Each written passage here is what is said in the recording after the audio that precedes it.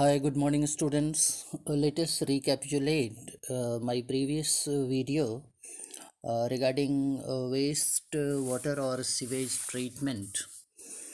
We had been in our last video discussing regarding the secondary treatment, and during the course of secondary treatment, the effluents or the sewage is taken into a large aeration tank where there is constant supply of air and a mechanical agitation is done in order to provide sufficient oxygen to the microbes that is getting developed inside.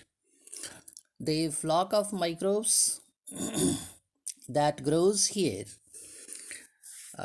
digests the organic matter present in the sewage, and this digestion by the microorganism is taking place until there is the complete reduction in the BOD.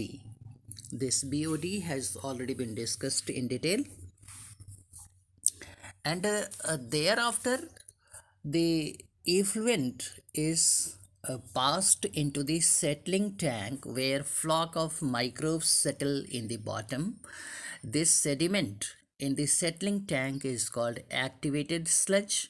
A little mass of activated sludge is pumped into the aeration tank as inoculum, because the new lot of the sewage that has to be treated further comes into the aeration tank. The remaining mass of activated sludge is passed into a large tank called anaerobic sludge digester. Here, other kind of microbes grow anaerobically, digest the remaining organic matter of sewage, and aerobic microbes also. Here it is a noteworthy point that the aerobic microbes that has already grown there and converted the entire organic matter into activated sludge. This activated sludge is again sent to the anaerobic sludge digester where the organic matter is consumed by the anaerobic microorganisms. Apart from this sludge, the anaerobic microbes digest all the aerobic microbes that were present in the activated sludge. So, here the microbes grow anaerobically, it digests the remaining organic matter of the sewage and aerobic microbes also. During this stage, anaerobes produce a mixture of gases containing methane, hydrogen sulfide, and carbon dioxide. The mixture of these gases is known as biogas and can be used as source of energy. In fact, biogas has the composition that can be explained as 50 to 70% of the total biogas is methane, 30 to 40% is CO2. Apart from these two, traces of nitrogen, hydrogen sulfide, and hydrogen is present there in the biogas. This biogas is actually produced by the energy present in the organic matter, and 50% of the combustible energy of organic matter is converted into methane.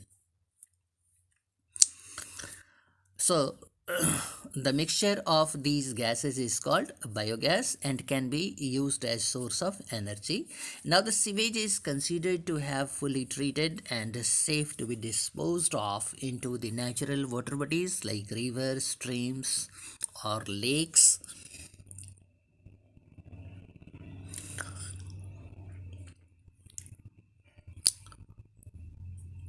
Millions of millions and millions of gallons of sewage is treated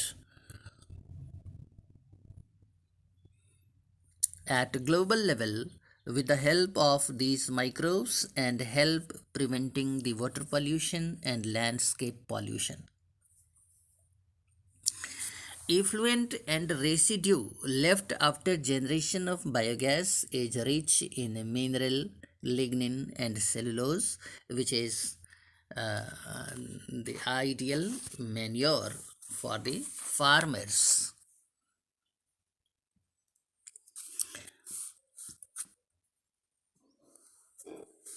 However, certain bacteria which grow anaerobically on cellulosic material produce large amount of methane gas along with CO2 and hydrogen. These bacteria are collectively called methanogen. So methanogen is a kind of bacteria, or the bacteria known as methanogen is the prime microorganism responsible for the production of biogas. And one such common bacterium is methanobacterium. You can be uh, you can have questions in your examination as the name of the bacteria responsible for the production of biogas. So methanobacterium is the microorganism that is responsible for the production of biogas. These bacteria are commonly found in anaerobic sludge during sewage treatment. These bacteria are also present in the rumen.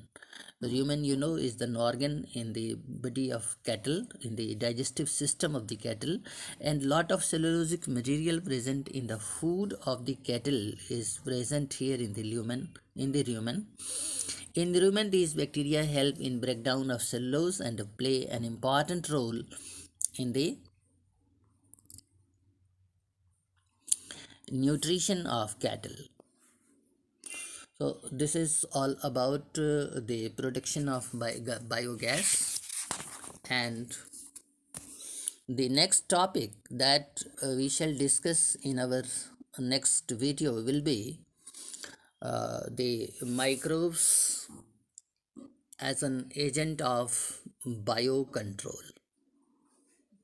Okay, that's all in this video.